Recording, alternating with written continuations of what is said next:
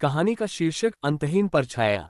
कहानी की शुरुआत एक पुराने सुनसान गांव से होती है जिसका नाम है कालरात्रि। ये गांव सदियों से वीरान पड़ा है, कोई नहीं जानता क्यों। गांव के पुराने रिकॉर्ड बताते हैं कि यहाँ के लोग एक रात अचानक गायब हो गए और उसके बाद गांव में कभी कोई लौटकर नहीं आया। एक दिन 5 दोस्त रवि, पूजा, समीर, नंदिनी और अर्जुन एक एडवेंचर के शौक में इस गांव की रहस्यमयी कहानियों के बारे में सुनकर वहां जाने का फैसला करते हैं। जैसे ही वे गांव में कदम रखते हैं उन्हें कुछ अजीब महसूस होने लगता है। हवाओं में एक अजीब सी सर्दी होती है और चारों तरफ गहरी खामोशी। हर घर के दरवाजे अपने आप खटखटाने लगते हैं जैसे कोई भीतर से बाहर आने की कोशिश कर रहा हो। उनमें से एक, रवि, अचानक एक पुराने घर के सामने रुकता है। दरवाजे पर खून से लिखा होता है, यहाँ समय का कोई मतलब नहीं है और एक बार अंदर गए तो बाहर आना मुमकिन नहीं। रवि इसे मजाक समझता है और दरवाजा खोलता है, लेकिन जैसे ही वह कदम अंदर रखता है गांव की असली सच्चाई सामने आने लगती है। यहाँ की हर गली, हर मकान और हर परछाई जीवित है। वे परछाइयां भूतों की तरह नहीं दिखती, लेकिन वे उनकी जान को धीरे धीरे खींचने लगती हैं। जैसे जैसे वे गांव के भीतर बढ़ते हैं समय की धारणा टूटने लगती है। रात कभी खत्म नहीं होती। हर कदम पर उन्हें लगता है कि वे कहीं खो रहे हैं और वापस लौटने का कोई रास्ता नहीं बचता। कहानी तब और डरावनी होती जाती है जब उनमें से एक, समीर, अचानक गायब हो जाता है। बाकी लोग उसे खोजने की कोशिश करते हैं, लेकिन हर मोड़ पर उन्हें उसकी परछाई दिखती है। वह उनके ठीक पीछे खड़ा होता है, पर जब वे मुड़कर देखते हैं तो वहां कोई नहीं होता। समय के साथ गांव उनके होश, यादें और वास्तविकता के साथ खिलवाड़ करने लगता है। हर दिन वही घटनाएं दोहराई जाती हैं, पर हर बार कुछ नया और भयानक होता है। पूजा को हर रात एक बच्ची की आवाज सुनाई देती है जो उसे नाम लेकर पुकारती है। नंदिनी के सपनों में एक काले वस्त्रधारी अजनबी आता है जो उसकी आत्मा को अपने साथ ले जाने की धमकी देता है। अर्जुन को हर कोने पर अपने मर चुके दोस्त समीर का चेहरा दिखता है जो उसे गांव से भागने की चेतावनी देता है, लेकिन भागने का कोई रास्ता नहीं है। कहानी तब और डरावनी होती जाती है जब उनमें से एक, समीर, अचानक गायब हो जाता है।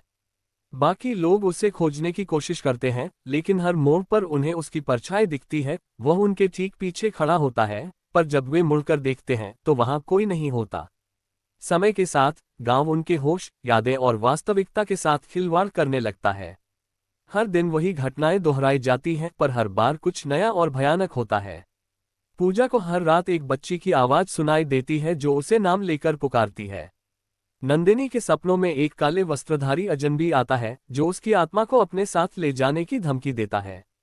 अर्जुन को हर कोने पर अपने मर चुके दोस्त समीर का चेहरा दिखता है जो उसे गांव से भागने की चेतावनी देता है, लेकिन भागने का कोई रास्ता नहीं है।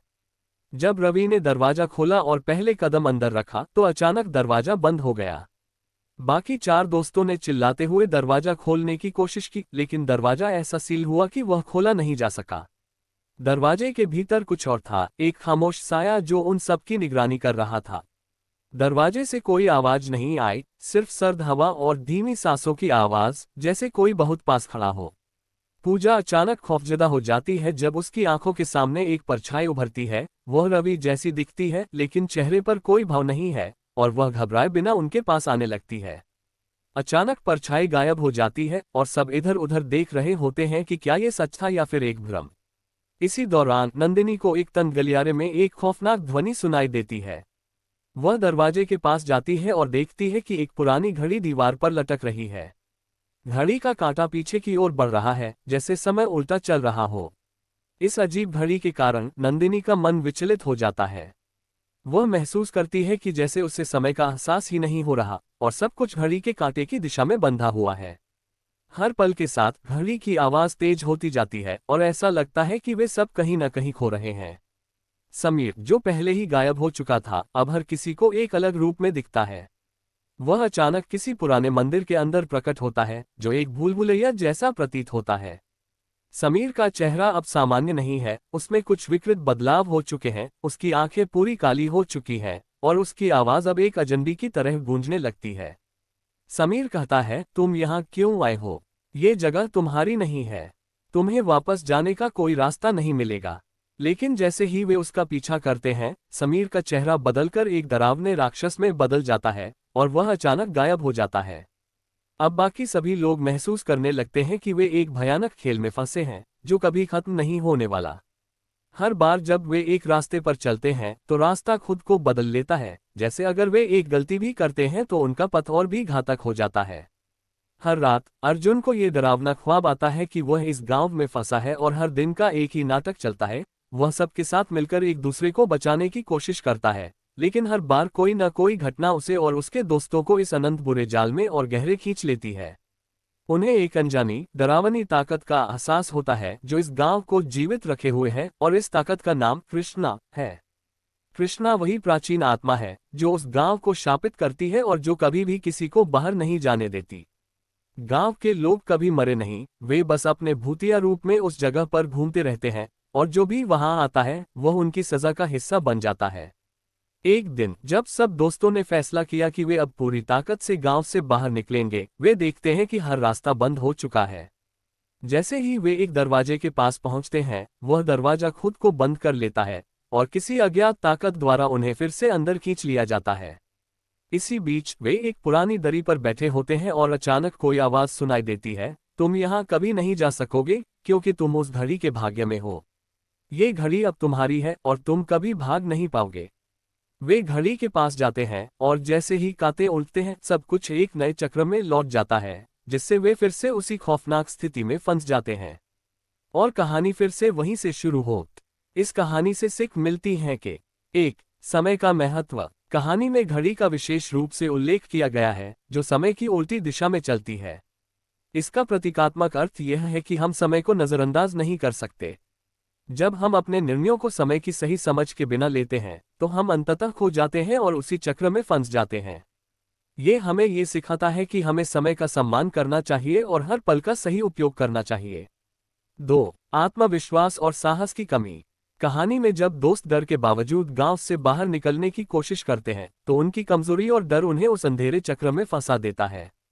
ये संदेश देता है कि डर और अनिश्चितता के बावजूद यदि हम अपने आत्मविश्वास को बनाए रखें तो हम किसी भी कठिन परिस्थिति से बाहर निकल सकते हैं।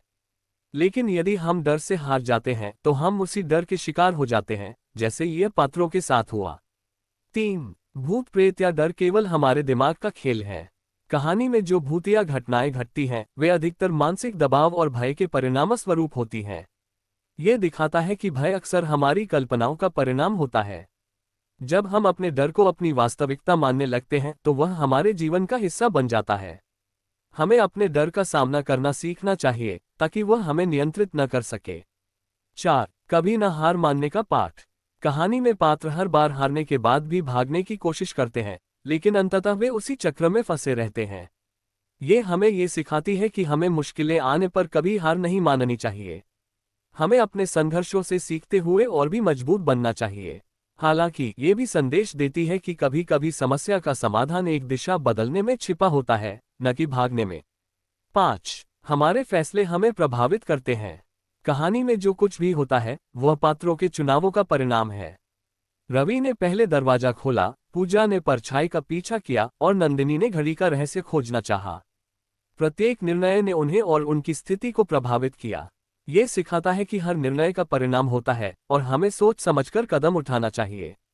छोटे से छोटा निर्णय भी हमारे भविष्य को आकार दे सकता है।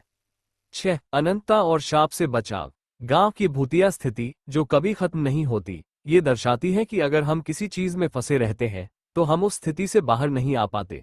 ये संकेत करता है कि हमें अपनी समस्याओं से बाहर निकलने का रास्ता ढूंढना चाहिए, और अगर हम लगातार उसी चक्र में फंसे रहते हैं तो हम अपनी जिंदगी में विकास नहीं कर सकते। ये हमें ये सिखाता है कि हमें जीवन के पैटर्न को तोड़ने के लिए साहस और बदलाव की जरूरत होती है। साथ ही यह भी सिखाती है कि वास्तविक जीवन में हमें अपने डर, समय और निर्णयों के बारे में सतर्क रहना चाहिए।